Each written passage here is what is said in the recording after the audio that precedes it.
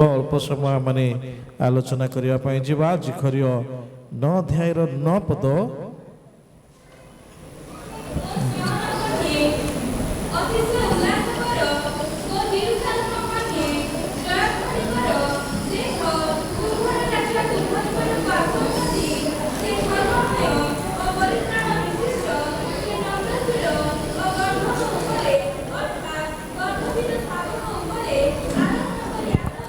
धन्यवाद। यही समस्त घटना जितेबाला जिखर्य भविष्यत वक्ता उल्लेख करुअछंदी एहा ख्रीष्टपूर्व 520 रु 518 मध्यर कथा। ख्रीष्टपूर्व 518 रु 520 बा 520 रु 518 मध्यर गोटे घटना अटे। आ ए समय रे राजा मानकर विषय रे जितेबाला लोकलोचन को आसुथिला राजा मात्र के जदि कौन सी राजा सहर मध्यरे राज्य मध्यरे देश मध्यरे जदि प्रवेश करिवे ताहेले लोकंक हृदय मध्यरे भय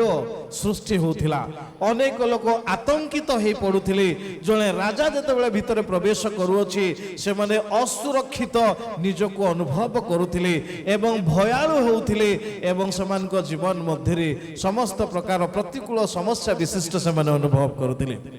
जेहेतु राजार एंट्री जितेबाला हुए से जितेबाला अश्व सहित जाए युद्ध अश्व मध्य जाए लोकंक मध्यरे अनेक प्रकार भयता सृष्टि हेबा सहित निजर असुरक्षित जीवन बोली से माने भावंती। किंतु जिखर्य जितेबाला गोटे राजा को आउ से चित्रण करुअछंती जड़े राजा आसुअछंती से गर्धब शावक उपरे आरोहण करे आसुअछंती। ए समय रे से समय रे जो माने बसवास करथिले जिहुद लोक मानकु टिके से माने कंफ्यूज हे गले जे जदि राजा जदि प्रवेश करुअछंती ताहेले कि प्रकार जड़े गधरे राजा उपवेशन करे आसुअछंती। कारण अवश्य राजा आउ गधरे जदि बसिबे ताहा से समय लोक मानक निमंती अड़ुआ थिला। कारण समाने समस्ते अश्वरे राजा को देखि अछंती तापरे रथरे राजा को देखि अछंती किंतु गध उपरे राजा जिखर्य लेखुथिबा समय रे लोक जानि नाहंती। तेणु से टिके अड़ुआ लगिला ए कि प्रकार राजा विषय रे जिखर्य वर्णना करुअछंती जो राजा की गध उपरे बसी आसीबो ताहा सेमानक निमंती टिके अड़ुआ लगिला। किंतु जने राजा जे कि आसुअछंती तांको विषय जिखर्य वर्णना करिक जाउअछंती जे जो राजा प्रवेश करिवे जेरूशलेम मध्य रे से कोनोसी आतंक नै आसीबे नाइ से कोनोसी समस्या नै आसीबे नाइ से कोनोसी युद्ध नै आसीबे नाइ बरं से जतेबेले आसीबे से नम्रचित हेकि आसीबे से जतेबेले आसीबे शांतिर प्रतीक सहित आसीबे से आसीबा समय रे केही भयालु हेबे नाइ केही आतंकित हेबे नाइ केही समस्या बोध करिवे नाइ जेहेतु एई जो राजा आसुअछंती से गर्धबरे से गर्धब शावक उपरे आरोहण करि आसुअछंती से कोनोसी भयालु संदेह आनु नाहंती युद्धर संदेश आनु नाहंती बरं मनुष्य मानक निमंते शांतिर संदेश आनुअछंती नम्रतार संदेश आनुअछंती। ताहा सेतेबेले लोक मानकु बुझा पड़िला जो समय रे अन्यान्य पुस्तक गुड़ाक से मध्य जितेबाला जोग करागला से 10 पद जदि आपण माने पढ़िबे से 9 अध्याय 10 पद रे लिखा जाए पुणी आम्भे इफ्राइमर रथ और जेरूशलेमर अश्व उच्छिन्न करिबा और युद्ध धनु उच्छिन्न हेबो आ से गोष्ठी गण को शांतिर कथा कहिबे और तांकर राज्य एक समुद्र ठारू अन्य समुद्र पर्यंत और नदी ठारू पृथ्वी प्रांत पर्यंत हेबो। अर्थात से समय एंट्री करा जाउअछि ए शांतिर राजा जो राजा प्रवेश करिवे युद्ध संपूर्ण भाव में विरति रहिबो। अर्थात मनुष्य मानक जीवन मध्य शांतिर प्रवेश हेबो आ केही काहाको भय करिवे नाही कारण एहा मत्स्यहंकर भूमिका थिला। जिखर्य जेतेबेले लेखिले लोक मानकु जणैबा पाई चाहिले गोटे प्रकार आध्यात्मिक भाव में जड़े राजा आसुअछंती जे कि जागतिक राजा मानक अपेक्षा संपूर्ण भिन्न। जगतर राजा जेतेबेले आसंती से हरण करने उद्देश्य आसती से विनाश करने उद्देश्य आसती से छिन्न भिन्न करने उद्देश्य आसती एवं लोकों ठारे थिबा आय को निजर आय करने निमंते आसती अर्थात जदि कौन राजा कौन देश मध्य प्रवेश कले लुठन करने लुटिवाई से धन संपत्ति लुटिवाई से मान मर्यादा को नष्ट करने प्रभुत्व रखी से दासत्व बंधन रखा यही प्रकार मनोभाव जड़े राजा प्रवेश करुए किंतु वर्तमान जो राजा प्रवेश करेंगे से उद्धार करने उद्देश्य आसवे एवं से जो गर्धब उपर बसी आसवे से निजक संभ्रांत हिसाब से देखा आसुना बरं से निजक नद करने नम्रचित होगापाई एवं समस्त अधिकार थाई सुधा अन्य मान को उद्धार करने से आसुच्च अन्य मान को विनाश करने उद्देश्य नुह बरं अन्य मान को सुरक्षा देवाई ए प्रकार गोटे प्रतिछवि जिखरीय भविष्य वक्ता प्रदान करथिले लोक मैंने बुझी पारि नथिले कि प्रकार राजा से हो पार कारण आम जो प्रकार राजा मान को देखिछु से माने अश्वरे रथरे से माने युद्धरे वीर से माने आसंती किंतु प्रथम थर पाई गोटे प्रकार राजा को आम सम्मुख को आउ इंट्रोड्यूस करा जाउछि जो राजा कि गध उपर बसिछंती ताहा समान निमंते टिके अड़ुआ थिला किंतु ताहा प्रकृत भाव में ख्रीष्ट आनी दउथिबा परित्राण को उल्लेख करबा उद्देश्य से वर्णना करियछंती तेणु यार जेतेबेले जो प्रोफेटिकल व्यू रही अछि जो भविष्यवाणी विषय रही अछि ताहा सुनिश्चित भाव में जणे दिया जाए ता परवर्ती अवसर जेतेबेले 6 एडी को 6 माने ख्रीष्टपूर्व 600 मसीहा आड़ को जेतेबेले अलेक्जेंडर द ग्रेट आसुअछंती से समय रे से अंचल लोक माने केते भयभीत हो जाइथिले ता पूर्व समय रे से जेतेबेले प्रवेश करूथिले कोनोसी गोटे देश रे कोनोसी राज्य रे अनेक भयाभय परिस्थिति रे अनेक निज स्थान छाड़ी अन्य स्थान को चली जाउथिले ए प्रकार भयर परिस्थिति थिला से मान को जीवन मध्य किंतु गोटे नूतन राजा जे आसीबे अन्य मान को उद्धार करबा पाए अन्य मान को रक्षा करबा पाए निजे नम्रता होई समस्त प्रकार प्रतिकूल विषय जहां आसीबो निज ऊपर से नहीं जिबे एवं से अन्य मान को उद्धार करिवे तेणु गोटे राजार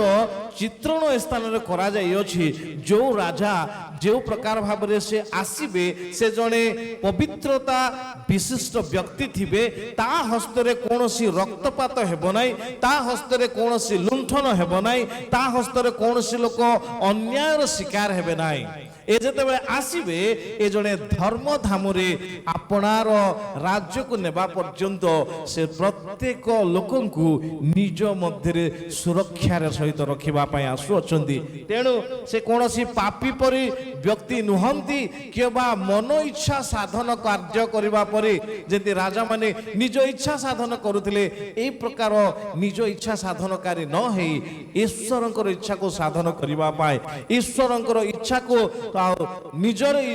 इच्छा सदृश स्थापन करने निमंते जड़े पवित्र मन नहीं गोटे धार्मिकतार मन नहीं जड़े राजा आसुअछंती यहाँ से प्रकाश करते आउ जो राजा से निश्चित भाव में युद्ध विजय राजा अटंती के उद्देश्य कुहागला ए विजय राजा जेहेतु पाप उपर विजय लाभ करिथिबा जड़े एकमात्र व्यक्ति विशेष अटंती सेथिपाई लोक माने तांको होसाना बोली जेबेले डाक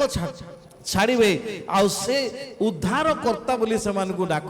छाड़ी जिवे समस्त इस्राएल लोक मान मध्य भावना थिला जेतेबेले ए होसाना शब्दटा आसीबो उद्धार कर बोली जेतेबेले चित्कार करा जिवो से समय रे बारब्बा पर जने व्यक्ति हेथिबो से माने भाबिथिले जेतु से जने स्वाधीनता संग्रामी भाव रे रहिथिले तेणु ता पर जने बलिष्ठ व्यक्ति आसी थाई पारंती जे कि युद्ध विद्या रे पारंगम सबु क्षेत्र रे से मान को सुरक्षा दे पारिबे एहा से मानकर चिंता होतला कारण आगरु ही से माने अन्य राजा मानकर कबल रे रही आसिथिले से माने स्वतंत्रता पाई याको अपेक्षा करुथिले किंतु ए व्यक्ति जनक जे आसुअछंती से संपूर्ण भिन्न चिंताधारा रे आसुअछंती एवं भिन्न प्रकार कार्य को से लोक मानकु से प्रकाश करूछंती शारीरिक उद्धार केवल नुह अनंत उद्धार साधन करबा पय से आसुअछंती तेणु से जो उद्धार कार्य करिवे तांकर उद्धार कार्य कौनसी सैन्य दलर अंतर्भुक्त रहिबो नाही कौनसी सैन्य माने तांको सहित मिसी युद्ध करी से मानक उद्धार करिवे नाही तेणु जो विचार करा जीशु को से समय जो पिलात पचारे तुम्हें कौन जिहुदी मानकर राजा से समय से कहले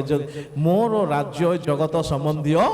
नुह जदि जगत संबंधी होता ताहेले मोर सैन्य सामंत आसी युद्ध करी तुम हस्तर मते उद्धार करी नहीं जाई थांते तेणु से जो युद्ध करूछंती कोनोसी सैन्य सामंत गोष्ठी बल संख्या धरी से छिड़ा ही नहांती बरं से एकाकी मात्र परित्राण कार्य साधन करने निमंते से निजे ईश्वरंकर इच्छा को सफल करने निमंते उभा हे अछंती आ प्रभु तांकर सहवर्ती आगरु युद्ध रक्षा हवा पाई बा युद्धरु आ विजय हेबा निमंते आमे जदि टिके पूर्व अर्थात पुरातन नियम को जदि जीवा पुरातन नियम रे जेते बेले दाऊद गलियात पाख को जाईथिले दाऊद कौन सी युद्ध सरंजाम से पिंधि पारि नथिले केवल गोटे छाटुणी एवं 5 गोटे पत्थर चिकन पत्थर नहीं कि से युद्ध को जाइथिले आउ से कहिथिले मु ईश्वर को नाम रे तुम निकट को आसी अछि आउ सेई नाम रे ही से युद्ध करबा पाई जाइथिले तांको निमंते आउ कोनोसी सहायक केही नथिले तांको सहित रे के जीवा दरकार नै से जणे केवल जाइथिले ईश्वर तांको संग रे थिले एवं से महा विजय साधन करथिले लोक माने कहिथिले से समय रे जे दाऊद वध कले अहित अहित साउल वध कले सहस्र सहस्र अर्थात से आहुरी उन्नत ऊपर को चली जाइथिले कोथि पाई केवल ईश्वरंकर सहायता पाई से समस्त आउ राजा मानक ऊपर से गोटे महान व्यक्ति विशेष हे पारिथिले आ ख्रीष्ट से ईश्वरन को धारण करी आसीथिले तांको सहित रे कोनोसी दूतगण मध्य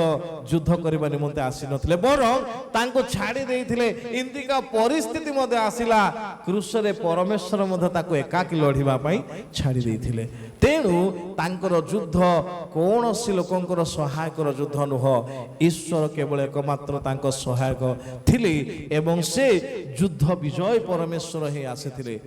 आउ से प्रकार जने राजा थिले जे कि अन्य मानको देखि दयारे विगलित हेउथिबा राजा थिले अन्य राजा माने जो माने थिले से माने अन्य को निर्दय भाव रे प्रहार करुथिले अन्य को निर्दर भाव रे लुंठन करुथिले अन्य को निर्दय भाव रे शासन करुथिले किंतु जेते बेले जीशुଙ୍କ विषय आसु अछि से ए प्रकार राजा भाव रे आसिले जे कि अन्य माननकु उद्धार करिबा निमंते अन्य मानकु सुरक्षा करिबा निमंते अन्य मानकु पड़ीथिबा लोकंकु उठेबा पाई से आसीथिले तेणु से संपूर्ण भाव रे विजय राजा थिले ईश्वर को सहित से परित्राण आनिबा उद्देश्य विजय राजा हेले अर्थात पाप को संपूर्ण भाव में पराजय करबा पाई एवं धार्मिकता को स्थापन करबा पाई से आसिले सेति में धर्मशास्त्र प्रकाश करा गले आपनार धार्मिकता से प्रदान करबा उद्देश्य से पाप स्वरूप हेले से पाप पापी नथिले तथापि आम मानकु आपनार धार्मिकता देबा उद्देश्य से पाप स्वरूप हेले अर्थात से निजको आ पापर विनाश निमंते संपूर्ण भाव में ईश्वर को उद्देश्य प्रायश्चित बलि स्वरूप उत्सर्गीकृत हो गले एवं अन्य समस्त को से उद्धार साधन कले एवं से नम्रचित व्यक्ति सदृश थिले एवं तांकर समस्त कार्य समूह जहाँ जहाँ वर्णना करा जाइछि धर्मशास्त्र बाइबल रे से समस्त संपूर्ण भिन्न भाव रे तांकर राजत्व को से प्रकाश कले अर्थात से नम्र भाव रे राजत्व को प्रकाश कले सेथिपय से कहिले कोकिशियाळीर गात अछि आकाश पक्षीर बसा अछि किंतु मनुष्य पुत्रर मुंड गुंजिबार स्थान नाही सर्व सृष्टिकर्ता हेले सुधा समस्त निज हस्त रे सृष्टि करथिले सुधा समस्त सक्षम थिले सुधा जगत मध्य से कौन सी प्रभाव विस्तार करी नाहांती से कहारी उपरे कौन सी प्रकार निजर प्रभाव को विस्तार करी नाहांती ବରଂ ସେ ନିଜକୁ ନମ୍ର କରି ରଖିଲେ। ସେଇଥିପାଇଁ ସେ ଜଣେ ବିଜୟୀ ରାଜା ବୋଲି ଘୋଷିତ ହେଲେ, ନମ୍ରଚିତ ବୋଲି ଘୋଷିତ ହେଲେ। ଯେହେତୁ ଗୋଟିଏ ରାଜା ଯେତେବେଳେ ଗଧ ଉପରେ ବସେ ସେ ନିଜର ନମ୍ରତାକୁ ପ୍ରକାଶ କରିବା ସଦୃଶ ହୋଇଥାଏ, ଅର୍ଥାତ୍ ନିଜକୁ ନତ କରିବାର ସହିତ ସମାନ ହେଇଥାଏ। କାରଣ ରାଜାମାନେ ଜଣେ ଯଦି ଆଉ ଧନଶାଳୀ ବ୍ୟକ୍ତି ତାହେଲେ ସେ ଯଦି ଜଣେ ସାଧାରଣ ଆଉ ଚାଳ ଜାଗାକୁ ଯାଆନ୍ତି, କୌଣସି ଗୋଟେ ଛୋଟିଆ ଜାଗାକୁ ଯାଆନ୍ତି, କେତେ ଲୋକ ଖୁସି ଅନୁଭବ କରନ୍ତି। ତାକୁ ନମ୍ରତାର ପରିଚୟ ବୋଲି କୁହାଯାଏ, ନାଇଁ କି? ଆଉ ଆମ ବର୍ତ୍ତମାନର MLA ବିଷୟ ଆପଣମାନେ ଜାଣିଥିବେ, ନିର୍ବାଚନ ପୂର୍ବରୁ ଗାଁରେ ପାଣି ବସେଇବା ପାଇଁ ସେ ଟ୍ୟାଙ୍କ ଗୋଟେ ଧରିକି ଆସିଲେ, ପାଣି ପାଇପ୍ ଗୁଡ଼ାକ ଧରିକି ଆସିଲେ, ଖାଲି ପାଦରେ ମଧ୍ୟ ସେ ବୁଲି ବୁଲି କେତେ କାମ। ମୁଁ ତାଙ୍କୁ ଟେକିବା ପାଇଁ କହୁନାହିଁ, କିନ୍ତୁ ଜଣେ ପ୍ରକାର ବ୍ୟକ୍ତି ଯଦି ଅନ୍ୟମାନଙ୍କ ନିକଟକୁ ଆସନ୍ତି, ହ୍ୟୁମିଲିଟି ନଥିଲେ, ମନୋଭାବ ନଥିଲେ, ଆଉ ସରଳତା ନଥିଲେ, ଅନ୍ୟମାନଙ୍କ ସହିତ ଆସି ସାମିଲ ହେବା ଏଡ଼େ କଷ୍ଟ। ମାନେ ହାଇଫାଇ ଲେଭଲକୁ ଛାଡ଼ିକି ଗାଁ ଗଳିରେ ବୁଲିକି ଲୋକମାନଙ୍କୁ ସହାୟତା କରିବା ପାଇଁ ଚାଲିବା ସମ୍ପୂର୍ଣ୍ଣ ଭାବରେ କଷ୍ଟ। ଯଦି କେହି କରିପାରୁଛନ୍ତି ତାହେଲେ ନିଶ୍ଚିତ ଭାବରେ ତାକୁ ଲୋକ ସମ୍ମାନ ରଖିବେ। ପ୍ରଭୁ ଶ୍ରୀଖ୍ରୀଷ୍ଟଙ୍କ ସହିତ ମୁଁ ତାଙ୍କୁ ତୁଳନା କରୁନାହିଁ, କିନ୍ତୁ ପ୍ରଭୁ ଶ୍ରୀଖ୍ରୀଷ୍ଟ ସର୍ବ ସୃଷ୍ଟିକର୍ତ୍ତା ହେଲେ ସୁଦ୍ଧା ସେ ଯେତେବେଳେ ଜଗତ ମଧ୍ୟକୁ ଆସିଲେ, ରାଜା ମାନଙ୍କର ରାଜା, ପ୍ରଭୁ ମାନଙ୍କ ପ୍ରଭୁ, ଦେବ ମାନଙ୍କର ଦେବ, ତଥାପି ସେ ଗୋଟିଏ ସାଧାରଣ ପରିବାର ମଧ୍ୟରେ ଜନ୍ମଗ୍ରହଣ କଲେ। ଦୁଃଖ କଷ୍ଟରେ ନିଜର ପରିବାରକୁ ସେ ବଢ଼େଇଲେ। ନିଜର ଭାଇମାନେ ବଢ଼ିବା ପର୍ଯ୍ୟନ୍ତ 30 ବର୍ଷ ପର୍ଯ୍ୟନ୍ତ ପରିବାରର ପ୍ରତିପାଳନ କଲେ। ସୁଖ ଦୁଃଖରେ ପିଲାମାନେ ଭାଇମାନଙ୍କ ସହିତ, ଭଉଣୀମାନଙ୍କ ସହିତ, ମା ସହିତ ସେ ଅନେକ ପରିଶ୍ରମ କଲେ। ଆଉ ସେ ପ୍ରଭୁଙ୍କର ସେବା କାର୍ଯ୍ୟ 30 ବର୍ଷ ପରେ ସେ ଆରମ୍ଭ କଲେ ଈଶ୍ୱରଙ୍କର ଯୋଜନା ଅନୁସାରେ। ଅର୍ଥାତ୍ ସେ କେତେ ବଡ଼ ହେଲେ ମଧ୍ୟ ସେ ମନୁଷ୍ୟ ଭାବରେ ମନୁଷ୍ୟମାନଙ୍କ ସହିତ ମନୁଷ୍ୟ ପରି ଜୀବନ ଅତିବାହିତ କରିଥିଲେ।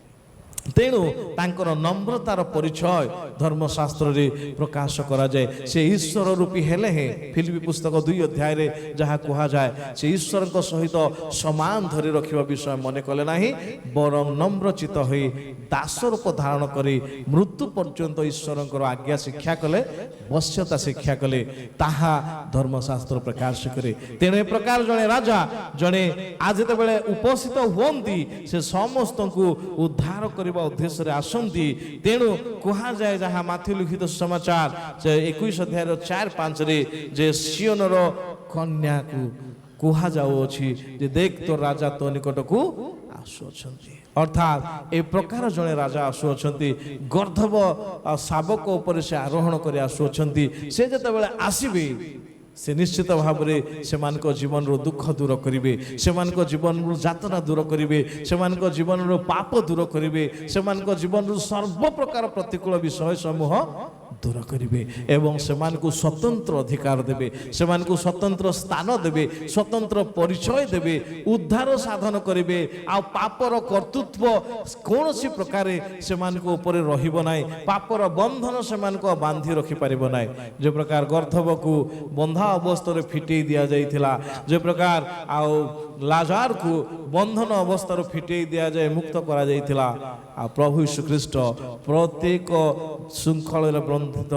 ପ୍ରତ୍ୟେକଙ୍କୁ, ପାପରେ ବନ୍ଧିତ ସମସ୍ତଙ୍କୁ ସେ ସମ୍ପୂର୍ଣ୍ଣ ଭାବରେ ଉଦ୍ଧାର କରିବା ଉଦ୍ଦେଶ୍ୟରେ ଆସିଲେ। ତେଣୁ ଇସ୍ରାଏଲ ଲୋକମାନେ ପ୍ରଥମରେ ସେମାନେ ତ ଭାବିଥିଲେ ଏହା ସେମାନଙ୍କ ପାଇଁ ଅଡୁଆ ଥିଲା ସତ, କିନ୍ତୁ ଗର୍ଦ୍ଧବରେ ଆସିବା ରାଜା ହିଁ ପ୍ରକୃତ ରାଜା ହେଇପାରିଲେ। ଅଶ୍ୱର ରାଜା ସବୁବେଳେ ବିନାଶ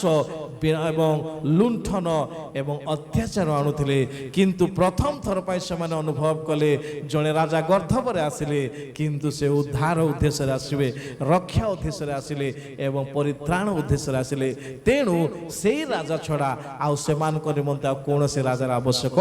ନାହିଁ। ଆଉ ପ୍ରତ୍ୟେକ ଖ୍ରୀଷ୍ଟଙ୍କୁ ବିଶ୍ୱାସ କରିବା ନିତାନ୍ତ କର୍ତ୍ତବ୍ୟ। ଆଉ ଇସ୍ରାଏଲ ଲୋକମାନେ ଅନେକ ପ୍ରଭୁ ଯୀଶୁଙ୍କୁ ବିଶ୍ୱାସ କଲେ, ଏ ଧର୍ମଶାସ୍ତ୍ରରେ ଲିଖିତ ବାକ୍ୟ ସମୂହକୁ ବିଶ୍ୱାସ କଲେ। ଆଜି ପର୍ଯ୍ୟନ୍ତ ଅନେକ ଅପେକ୍ଷାରେ ଅଛନ୍ତି, କିନ୍ତୁ ପ୍ରକୃତ ଭାବରେ ଆମମାନଙ୍କ ନିମନ୍ତେ ରାଜାମାନଙ୍କର ରାଜା, ପ୍ରଭୁମାନଙ୍କ ପ୍ରଭୁ, ଦେବମାନଙ୍କ ଦେବ ଆମମାନଙ୍କ ନିମନ୍ତେ ଉଦ୍ଧାର କାର୍ଯ୍ୟ ସାଧନ କରିଅଛନ୍ତି। ତେଣୁ ତାଙ୍କ ସହିତରେ ଆମେ ସଦାସର୍ବଦା ଆପଣ ଜୀବନକୁ ଅତିବାହିତ କରୁ, ସମର୍ପିତ ହେଉ ବିଶ୍ୱସ୍ତ ଭାବରେ ଏ ଜଗତରେ ଆମେ ଯଦି ରହୁ ତାହେଲେ ଅନନ୍ତ କାଳ ପର୍ଯ୍ୟନ୍ତ ଆମମାନଙ୍କ ସହିତରେ ସେ ରହିବାର ପ୍ରତିଜ୍ଞା କରିଅଛନ୍ତି। ତଦନୁସାରେ ସେ ଆମମାନଙ୍କୁ ପ୍ରତିପାଳନ କରିନେବେ। ଅବଶିଷ୍ଟ ବିଷୟ ସନ୍ଧ୍ୟା ସମୟରେ ଆମେ ଆଲୋଚନା କରିବା, ପ୍ରାର୍ଥନା କରିବା। ସ୍ୱର୍ଗୀୟ ପିତା, ତୁମ ପବିତ୍ର ମହାନାମର ଧନ୍ୟବାଦ କରୁଛୁ, ପ୍ରଶଂସା କରୁଛୁ, ଗୌରବ କରୁଛୁ। ତୁମେ ରାଜାମାନଙ୍କର ରାଜା ଅଟ, ତୁମେ ଉଦ୍ଧାରକର୍ତ୍ତା ଅଟ। ଇସ୍ରାଏଲ ଲୋକମାନେ ହୋସାନା ଚିତ୍କାର କରିଥିଲେ, ଆମମାନଙ୍କୁ ଉଦ୍ଧାର କର ବୋଲି। ପ୍ରଭୁ, ତୁମେ ସେମାନଙ୍କୁ ଉଦ୍ଧାର କରିବାରେ ଆସିଲ, କିନ୍ତୁ କୌଣସି ଅଶ୍ୱରଥ ଯୁଦ୍ଧର ସାଜସଜ୍ଜାରେ ଆସିନାହଁ, ବରଂ ନମ୍ରଚିତ ହୋଇ ପ୍ରଭୁ ପରିତ୍ରାଣ ସାଧନ କରିବା ଉଦ୍ଦେଶ୍ୟରେ ପ୍ରଭୁ ତୁମେ ଜଗତ ମଧ୍ୟକୁ ଆସିଲ ଏବଂ ଆମମାନଙ୍କୁ ଉଦ୍ଧାର ସାଧନ କରିଅଛ। ସେ ଦିନକୁ ଆମମାନେ ସ୍ମରଣ କରିବା ପାଇଁ ତୁମ ପବିତ୍ର ସାନ୍ନିଧ୍ୟରେ ରହିଅଛୁ। ଆମ ପ୍ରତ୍ୟେକଙ୍କୁ ତୁମେ ଆଶୀର୍ବାଦ କର ପ୍ରଭୁ। ତୁମରି ସ୍ୱର୍ଗୀୟ ରାଜ୍ୟରେ ପ୍ରବେଶ କରିବା ପର୍ଯ୍ୟନ୍ତ ପ୍ରଭୁ ତୁମରି ପରିତ୍ରାଣକୁ ସୁରକ୍ଷିତ ରଖିବା ପାଇଁ ଆମମାନଙ୍କୁ ସୁଦୃଢ଼ କର। ମୋତେ ବିଶେଷ କରି ପ୍ରାର୍ଥନା କରୁଛୁ ଆଜିର ସେବା କାର୍ଯ୍ୟ ଉଦ୍ଦେଶ୍ୟରେ ଯେଉଁ ଝିଅମାନେ ସୁନ୍ଦର ନୃତ୍ୟ ପରିବେଷଣ କରିଥିଲେ ସେମାନଙ୍କର ପରିଶ୍ରମକୁ ଆଶୀର୍ବାଦ କର, ସେମାନଙ୍କର ଭବିଷ୍ୟତ ମଧ୍ୟ ଅନୁଗ୍ରହ କର। ମହିମା ପ୍ରଶଂସା କେବଳ ତୁମେ ପାଅ। ଧନ୍ୟବାଦ ଯୀଶୁଙ୍କ ନାମରେ ମାଗୁଛୁ, ଆମେନ୍। ଧନ୍ୟବାଦ। ଏ ସମୟରେ ନିଲାମ କାର୍ଯ୍ୟ ଯଦି ଅଛି ସହ ସମ୍ପାଦକ ମହାଶୟ ନିଲାମ କାର୍ଯ୍ୟ କରିବେ।